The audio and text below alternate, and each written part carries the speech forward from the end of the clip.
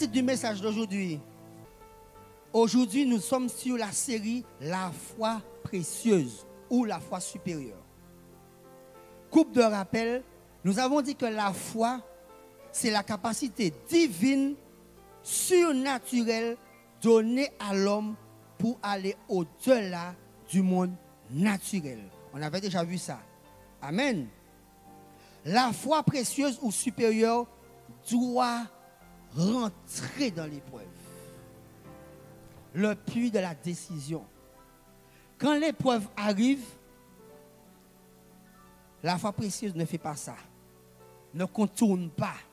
La foi précieuse rentre dans l'épreuve. Parce qu'il y a un but.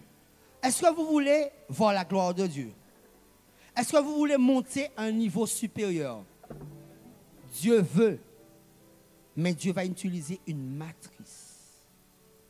Dieu va utiliser une matrice pour pouvoir nous qualifier pour entrer dans le niveau supérieur. 1 Pierre 1, verset 6 à 7 nous dit, nous avons déjà vu ce verset-là, voilà ce qui fait votre choix.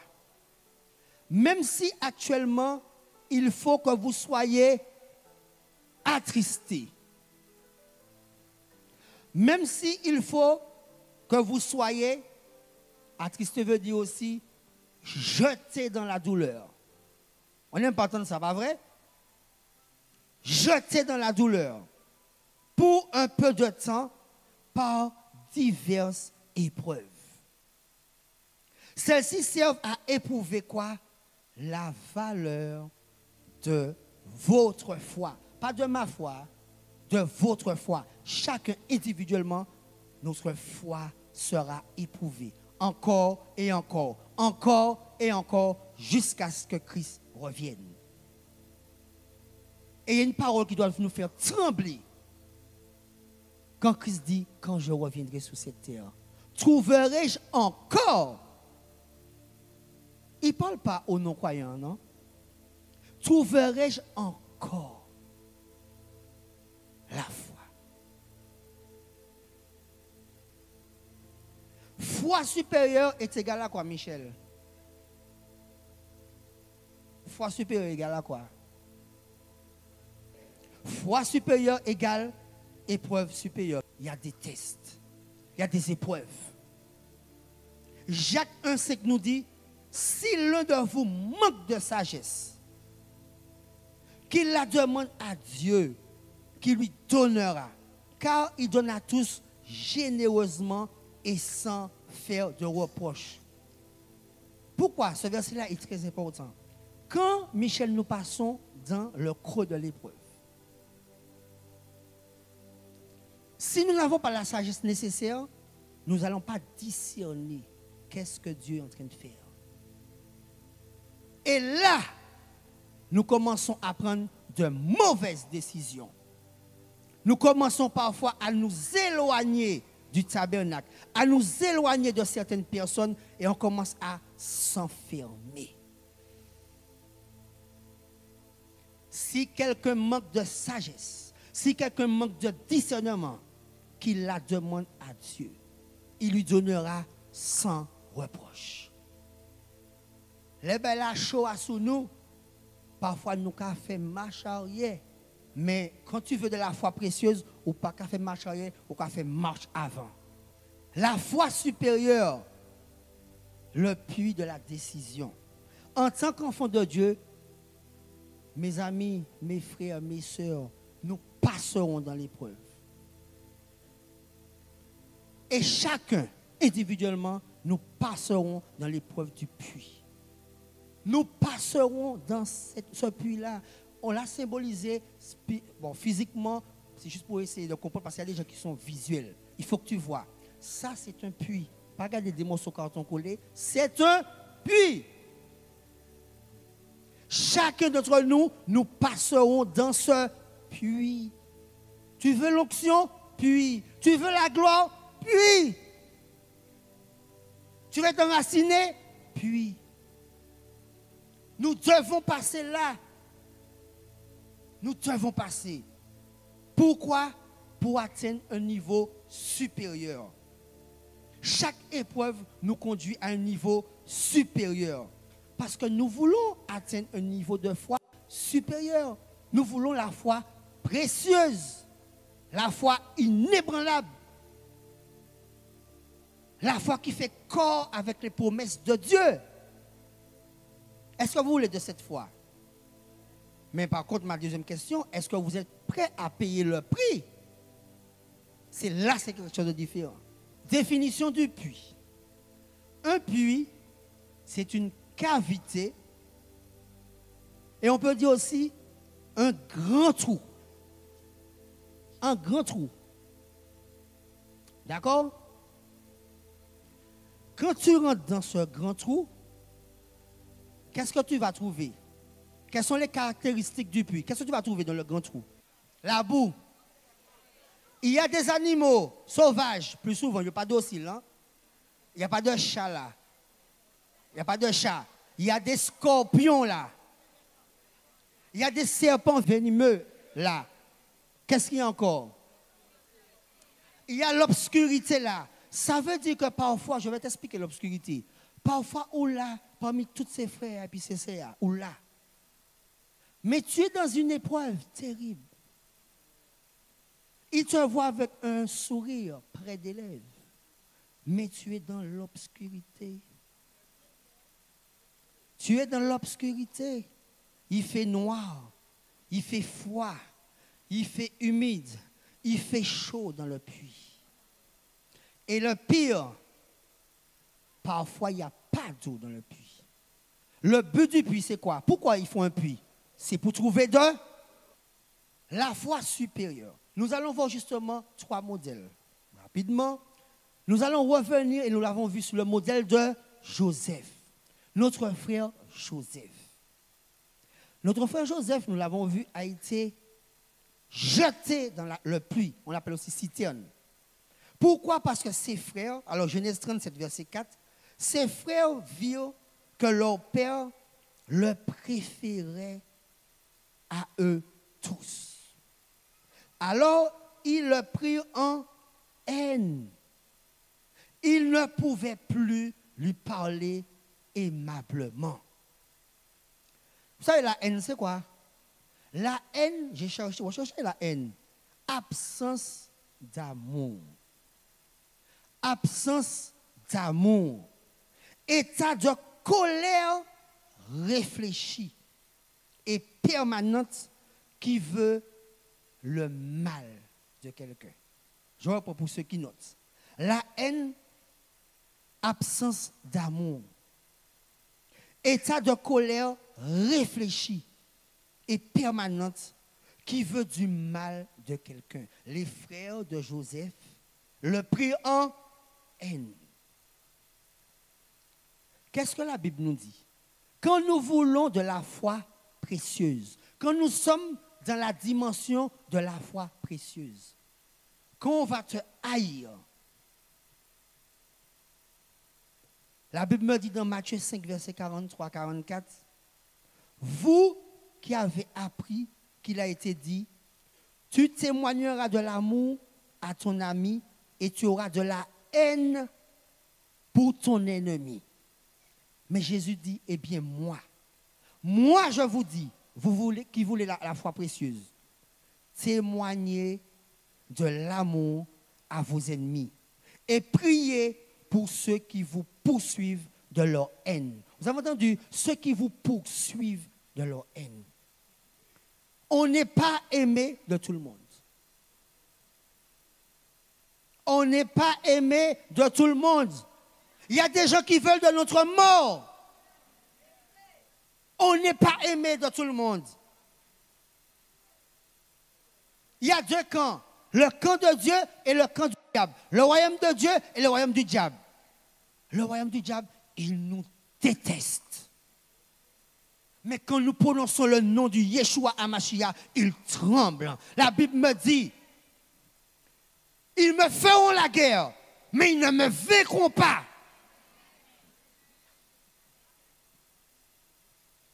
Il y a des gens qui ne nous aiment pas. Leur haine nous poursuit. es chez toi, tu essaies de prier. Tu sens que l'atmosphère autour de toi est saturée.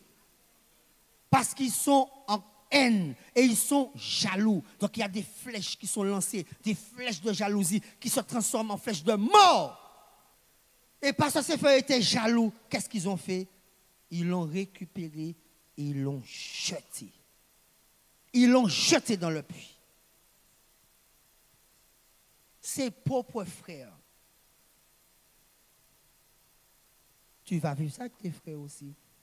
Tu dois passer dans le puits. Tu vas le vivre aussi au sein de ta famille. Parce que tu dois passer dans le puits. Tu vas dire, mais c'est mon frère. Nous vivons ensemble. Nous mangeons frites ensemble. Nous vivons un cyclone Edith et David ensemble. Nous sommes allés en boutique là à pied, Mado, ensemble. Les belles attirées dans la maison, nous sommes allés ensemble. Oui. Et ton propre frère de sang se lève contre toi. Ta propre sœur de sang se lève contre toi. Le puits. Le puits. Ils l'ont jeté dans la citerne. Par contre, qu'est-ce que la Bible me dit? Dès que Joseph eut rejoint ses frères, verset 23, ils le dépouillèrent de sa tunique, cette tunique splendide qu'il portait. Ils se saisirent de lui et le jetaient au fond de la citerne. Lucie, elle était vide, il n'y avait pas d'eau dedans. Il n'y avait pas d'eau. Vous savez que nous, les êtres humains, nous avons ce qu'on appelle les besoins physiologiques. On a besoin de manger, on a besoin de boire, on a besoin de dormir, on a besoin de se reproduire, on a besoin de ça. N'est-ce pas? Dans le puits, là, Joseph n'avait pas ça. Quand tu es là, tu n'as pas ça. Parfois, tu n'as pas d'eau. Tu es dans l'épreuve et tu ne ressens pas la présence de ton Dieu. Tu te sens seul dans le puits. Seigneur, tu ne me vois pas. Seigneur, tu ne m'entends pas. Tu es seul dans ton puits. Et il y a l'obscurité. Et tu ne ressens plus la présence de Dieu comme tu la ressentais. Tu es là dans ce puits-là. Depuis un jour, une semaine, 2 mois, des années, tu es là. Il n'y avait pas d'eau. David a dit, oh Dieu, tu es mon Dieu. Il était dans le désert. Je te cherche. Mon âme a soif de toi. Mon corps soupire après toi. Dans une terre aride, Michel. Dans un puits, Michel. Desséché. Sans eau. Ta soif. Ta gorge te brûle. Tu n'en peux plus. Il n'y a pas d'eau. Je ne ressens pas la présence. Je suis dans le puits. Mais vous savez une chose, Dieu est tellement bon. Il est tellement grand. Il y a eu un Ruben pour Joseph. Il y a eu un Ruben pour Joseph. Il y aura un Ruben pour toi. Il y a eu un Ruben pour Joseph. Allons voir le modèle de Jérémie. Jérémie 38, versets 1 à 6.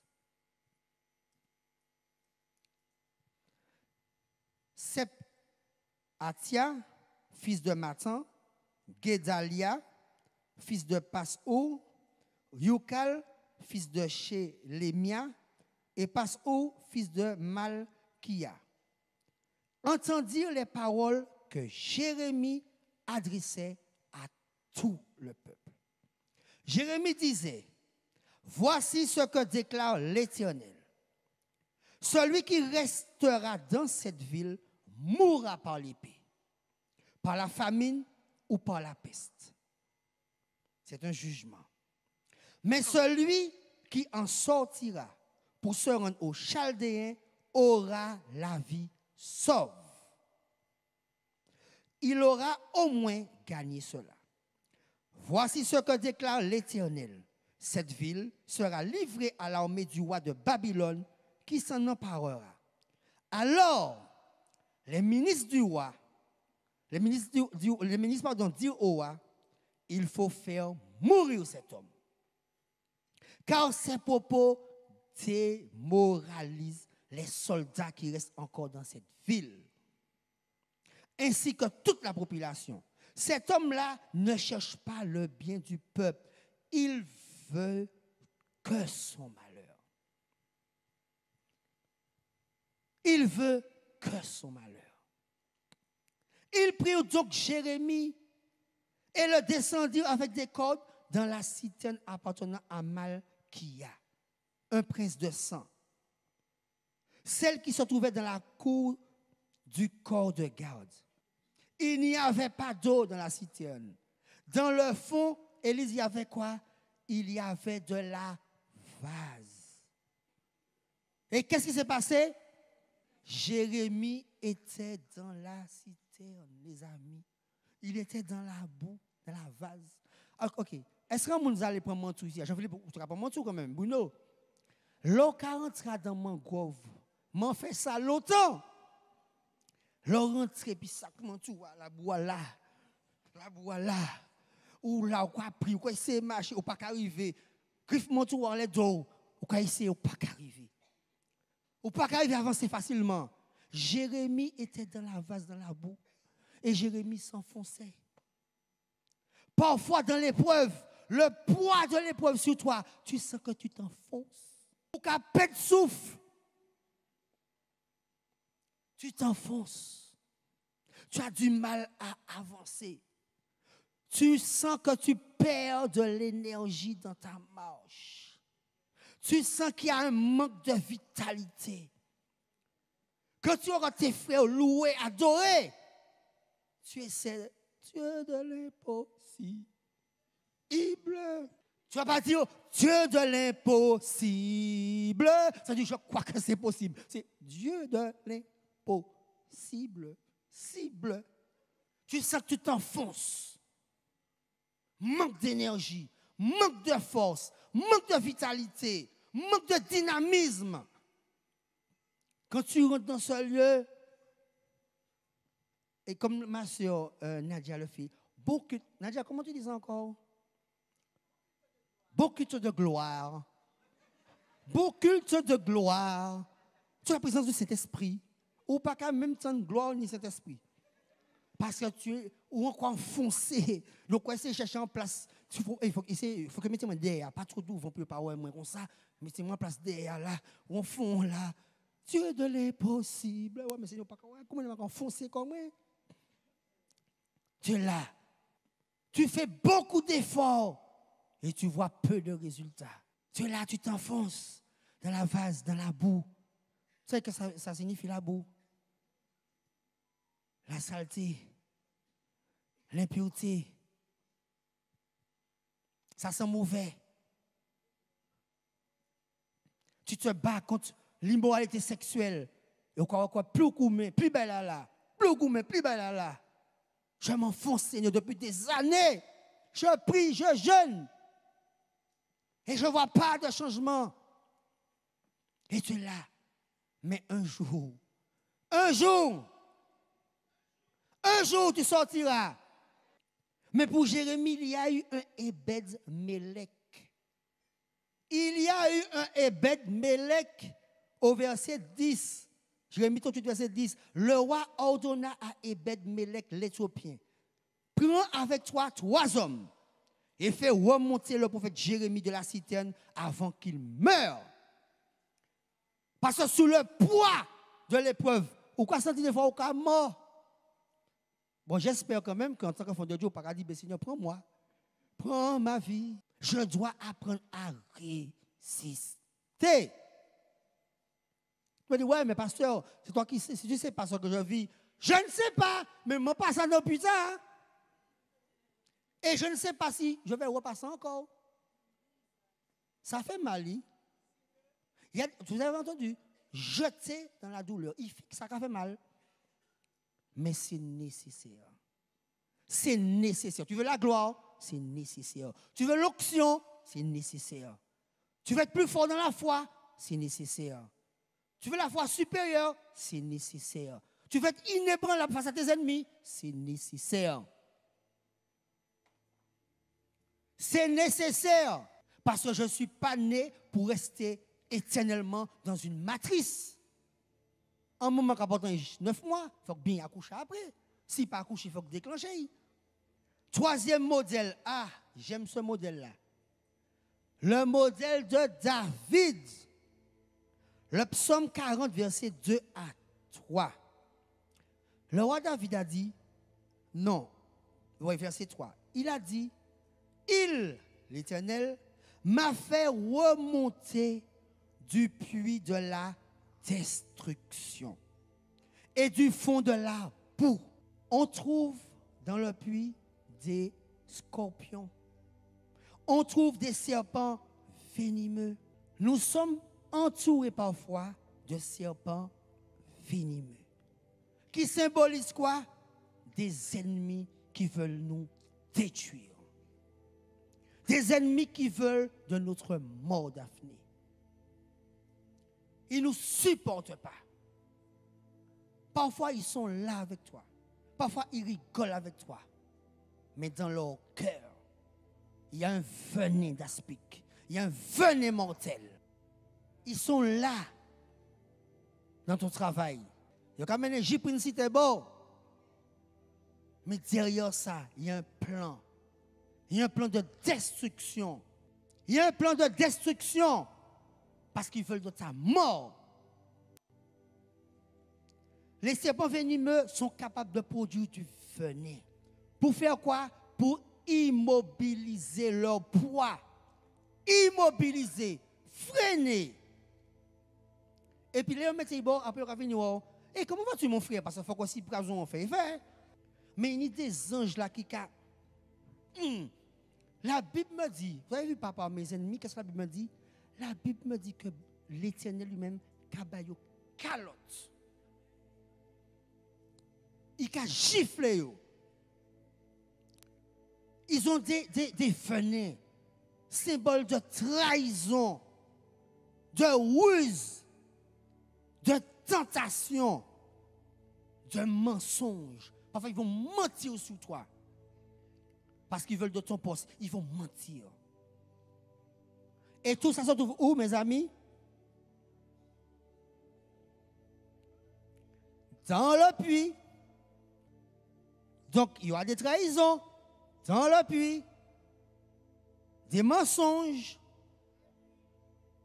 des gens qui en veulent à ma vie. Et tout ça, c'est dans le puits. Mais vous savez, même quand je passe dans le puits, je ne suis pas seul. Même quand je n'entends pas la voix de mon Dieu, je ne suis pas seul, Daphné. Parce qu'il est avec moi. Il m'a dit, je suis avec toi tous les jours de ta vie. Et une image que je voyais, vous savez, parfois, l'enfant, le croyant est dans l'épreuve. C'est difficile.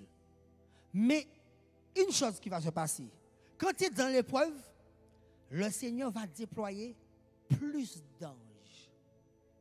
Plus d'anges autour de toi. Mais sauf que nous n'activons pas ces anges.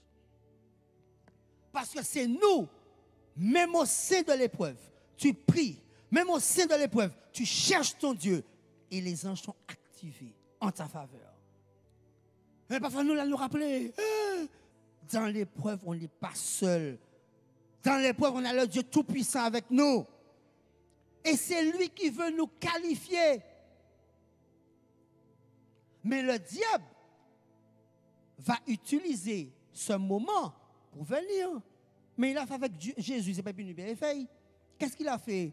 Il n'a pas attendu que Jésus dans le désert puisse avoir faim.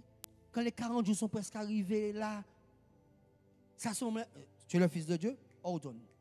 Tu as fait la même. Tu es le Fils de Dieu, tu as la puissance, le pouvoir, tout. Ordonne à ses pieds de devenir du pain. Là, il vient tenter à ce moment-là. Il vient chercher une brèche. Mais toi, tu dois rester comment? Focalisé. Focalisé. Et quand tes ennemis viendront contre toi, comme un fleuve, l'Esprit de l'Éternel le mettra en fuite. Tu sais, quand je préparais ce message, il y a un petit chant de l'apôtre Paul William qui venait dans mon esprit. Quand l'apôtre Paul William chantait, yo, pas à main, moi. Yo, pas à toucher, moi. Yo, pas à blesser, moi. Parce que Jésus est avec moi. Mais j'ai juste rajouté quelque chose dedans. Juste rajouter quelque chose. Mais dit, yo, pas à main, moi. Yo, pas à toucher, moi. Yo, pas à blesser, moi. Parce que mon la foi précieuse. Jésus-Christ est avec moi. Mettez l'ange avec moi. L'Éternel est avec moi. Yo, pas à main, moi. Quand tes ennemis sont contre toi, pour t'attaquer, pour essayer de te détruire, et puis tu sens que tu es dans l'épreuve, prends tes chantard. Yo, pas à main, moi. Yo, pas à toucher, moi. Yo, pas à blesser, moi. Parce que mon la foi précieuse. Jésus-Christ est avec moi. L'Éternel est avec moi. L'Éternel est avec moi. Yo, pas à main, moi. Là où je chante chanteur, épreuve la raide, épreuve la difficile, ou attaqué par l'ennemi, l'ennemi qui regarde comment on a réagi. Si l'ennemi a chanté, yo pas ça moi, yo pas ça toucher moi, ou pas qu'à faire paix, ou pas qu'à bluffer. Mais il faut qu'il ouais même si c'est difficile. Alors, chantez les musiciens, nous allons. Yo pas ça moi, yo pas ça toucher moi, yo pas ça blesser moi. Parce qu'elle est une foi précieuse, Jésus-Christ est avec moi. Mettez l'ange avec moi, l'Éternel avec moi. Yo pas à toucher. Aïe aïe aïe. J'entends bien. Bon. Allons voir qu'est-ce que l'Éternel continue à nous dire. Parce qu'il n'y a pas sa main nous. La foi supérieure, le puits de la décision. Quand nous vivons le modèle de Joseph, le modèle de Jérémie, le modèle de David. Comment faire? Il faut apprendre de la hauteur. Mais ça se prend comment on prend une décision. On prend une décision où Michel tend le puits. Même si ou à jour non puits, pas qu'arriver encore, la boue chébéo. Tu prends une décision dans le puits. La décision de faire quoi? De m'élever. M'élever au-dessus de la boue. M'élever au-dessus de l'obscurité. M'élever au-dessus des serpents venimeux. M'élever au-dessus de la faim. M'élever au-dessus de la soif. Comme l'aigle royal, j'utilise ces vents contraires pour prendre de la hauteur, pour monter encore bien haut, au-dessus des montagnes, pour planer sur la boue, pour planer sur l'obscurité, pour planer sur les serpents venimeux, pour planer sur la faim et la soif.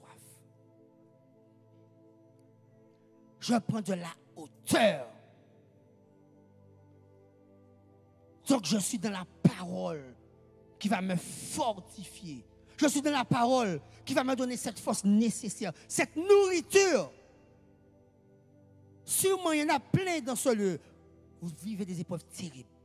Mais la parole, elle est vivante. Elle pénètre en vous. Elle vous donne la nourriture, la force, l'énergie nécessaire pour repartir encore plus fort. Plus fort. Pour aller encore plus profond, pour être plus fort en Christ. Parce que c'est la parole qui va te nourrir, qui te donnera cette nourriture. Mais si tu es chez toi, comment tu fais? Si tu es dans tes affaires, comment tu fais? Parce que le moment, l'heure du puits va arriver. Mais si on sent qui a entraîné corps, ou à dans parole là, ou à sous les plateformes, ou en jeune, il est jeune ou là, il y marche ou là, tu es dans tout, tu es là, tu te nourris spirituellement. Mais quand il est arrivé, qu'est-ce qui s'est passé? On l'a resté un mois, 2 ans, 5 ans. Dieu a dit, qualifié. So, ouais, fais-le sortir. Ouais, fais-la sortir. Parce que tu as réussi ton test. Mais parfois, il nous manque de discernement. Au lieu de prendre de la force spirituelle, pour tenir ferme, on va s'occuper de nos affaires. On va aller travailler, pas les chefs d'entreprise. On va rester dans le travail. On va être dans l'activité. Mais on perd des forces. On perd de la force. Et le jour où l'épreuve arrive, on est surpris. On va essayer de réagir, normal. Mais comme tu n'es pas dans le camp d'entraînement, il y a un camp là. Tu n'es pas dans le camp d'entraînement. Qu'est-ce qui va se passer? Non mais Etienne, vous qui entraînez le football, considérez un match dans un mois, ou pas jamais qu'à venir l'entraînement. Et puis, quand même, tu vas dans un match, joue. Mais le problème c'est qu'on n'est pas habitué à entraîner. Donc tes muscles vont craquer, mon ami. Tu as des déchirures musculaires, ou peut aller. Les offres pour la boue, parce que tu ne t'entraînes pas. Oui, mais il faut faire avancer le travail. Dieu t'a donné le travail. Il peut le faire avancer pour toi. Occupez-vous de mes affaires. Je m'occuperai de vos affaires. Je vous dis une chose. Parfois, tu as un truc tellement important à faire. Vous allez voir sous à vivre ça. Important. Très important. Primordial. Tu donnes la priorité au Seigneur. Tu ne vas pas faire ce que tu dois faire. Mon ami, Dieu ouvre toutes les portes pour toi. Combien de jeunes ici, vous étiez là, il y avait sous-côte, etc. Vous avez des examens. Vous étiez là tous les soirs. Qu'est-ce que le Seigneur a fait pour vous, Daphné? Qu'est-ce que le Seigneur a fait? Il a ouvert toutes les portes. Mais quand c'est la chair qui est en avant, on va se dire, non, j'ai des impératifs, j'ai des trucs, il faut faire vite, il faut faire vite. Ok. Tu sais ce qui va se passer? Comme tu as pris le jour de Dieu, ton truc va être rallongé. Ça va être rallongé. Et puis tu sais quoi? Des choses qui n'ont pas été prévues qui arrivent là. Parce que tu n'as pas respecté le temps de Dieu. C'est lui qui bénit. C'est lui qui bénit. C'est lui la source. Comprenez ça. C'est lui la source. Et le diable est fréquent. Pardon de dire ça, messieurs, mes frères, mais le diable est fréquent. Il tue les hommes par quoi? Par l'activité. Je suis sérieux. Par l'activité. Il faut faire, il faut travailler, il faut machin. Je suis désolé, je le dis parce que c'est vrai. Adam, où es-tu? Adam, où êtes-vous? Où êtes-vous? Mais c'est vrai. Adam, où êtes-vous? Après, on sera étonné que ce sont les femmes qui prêchent, ce sont les femmes qui prophétisent, ce sont les femmes qui font la collecte, ce sont les femmes qui font la peinture en bas. Nous sommes étonnés, c'est eux qui ont fait toute paye là. Et après, on va dire, non, mais on n'a plus notre place. Depuis combien de temps, bon Dieu a dit nous les hommes, prends place nous? Jusqu'à quand? Ce qui est dit est bien dit. Je continue. Comment savoir qu'on est sorti du puits? Comment tu sais que tu es sorti du puits? Quels sont les signes qui te montreront que tu es sorti du puits? Il faut bien nous sortir d'un puits. Comment tu sais? Quand tu sors du puits de la décision, il y a des signes qui accompagnent quoi? La foi supérieure. Déjà, c'est Dieu qui va acter notre sortie du puits. Il y a une chose qui va se faire dans ce puits. Dans le puits, il y aura quoi? Une fécondation. Il y aura une fécondation dans le puits. Vous savez qu'est-ce que symbolise le puits? Je vais dire ça rapidement, d'un trait. Le vagin de la femme. Qui donne quoi? Qui donne quoi? Qui donne quoi? La vie. La fertilité. La vie. Il y a une fécondation qui se fait dans le puits. Et quand cette fécondation est faite dans le puits, vous savez qu'est-ce qui va se passer? Je vous montre. Quel signe qu'on doit avoir? David a dit, on reprend notre fameux Psaume 40, verset 2. j'ai mis tout mon espoir en l'Éternel. Il s'est penché vers moi. Et qu'est-ce qu'il a fait? Il a prêté l'oreille à ma supplication. Il m'a entendu dans le puits. Il m'a entendu dans la boue. Il m'a vu en manque d'eau. Il a vu mes ennemis m'attaquer. Le Seigneur a fait quoi? Il a prêté l'oreille. Et qu'est-ce qu'il a fait après? Qu'est-ce qu'il a fait? Non, ensemble, qu'est-ce qu'il a fait? Qu'est-ce qu'il a fait?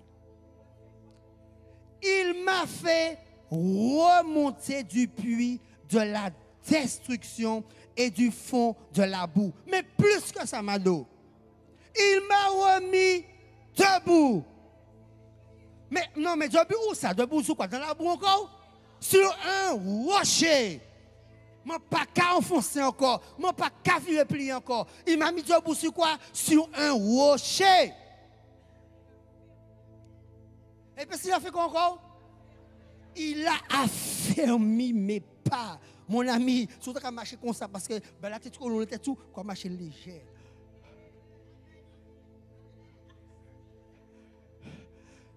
Eh, mais qu'est-ce que tu as eu, mon frère? Je sors du puits. Je sors du puits. Ah bon? Oui, je sors du puits. Je sors du puits. Je sors du puits. Mais il y a, non, mais il y a quelque chose. Est-ce qu'on peut m'afficher le psaume 40, oui, verset 2 à 3? Le reste, je vais voir quelque chose. Il y a quelque chose encore. Il y a quelque chose encore. Il a mis dans ma bouche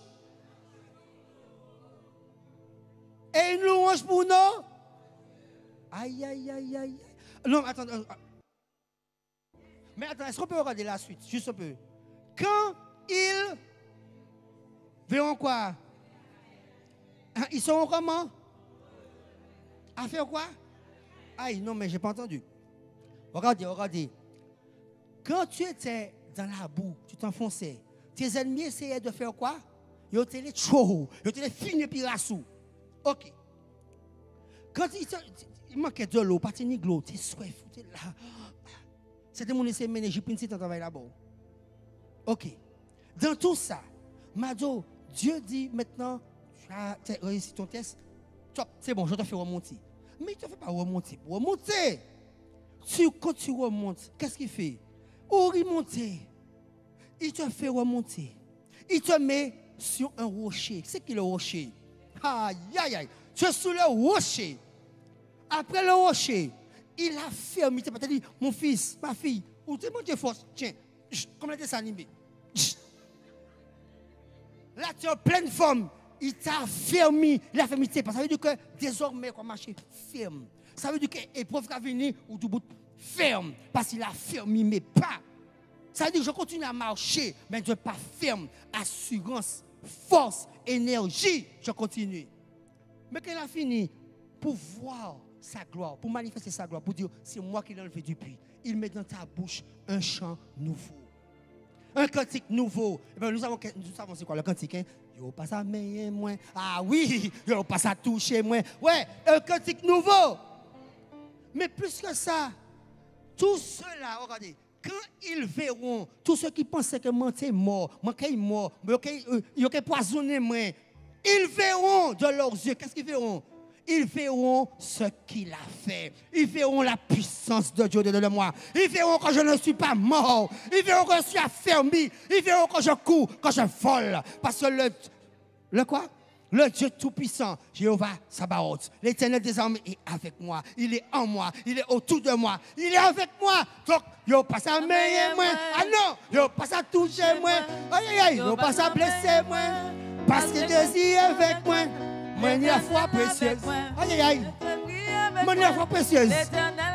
Il n'y a pas ça. Il n'y a pas ça. Il n'y a pas ça. Il n'y a pas ça meilleur moi. Il n'y a pas ça toucher moi. Yo pas à blesser moi. Parce que moi il est foi précieuse. L'Éternel avec moi. Mettez l'ange avec moi. L'Éternel avec moi. Est-ce que nous va mettre le tout pour nous chanter ça? En l'honneur de notre Dieu, le Dieu Tout-Puissant, le Créateur du ciel et de la terre, celui qui combat pour nous, celui qui nous fortifie. L'Éternel avec moi. Mettez l'ange avec moi. Cet esprit avec moi. Yo pas ça meilleur moi. Yo pas ça. Yo pas ça meilleur moi. Yo pas ça toucher moi. Yo pas ça blesser moi. Parce que moi, ni foi précieuse, l'Éternel avec moi. Mettez l'ange avec moi. Saint-Esprit avec moi. Yo pas ça, mais yo pas ça. Yo pas ça, yo pas ça, yo pas ça. Non, yo pas ça. Yo pas ça, yo pas ça, yo pas ça. Ah, yo pas ça. Yo pas ça, yo pas ça, yo pas ça. Si yo te fait toucher moi, yo te déjà blessé moi. Hey! Yo pas ça meilleur moi, yo pas ça toucher moi, yo pas ça blesser moi. Parce que moi ni foi précieuse, l'Éternel avec moi. Mettez l'ange avec moi, Saint-Esprit avec moi. Yo pas ça meilleur.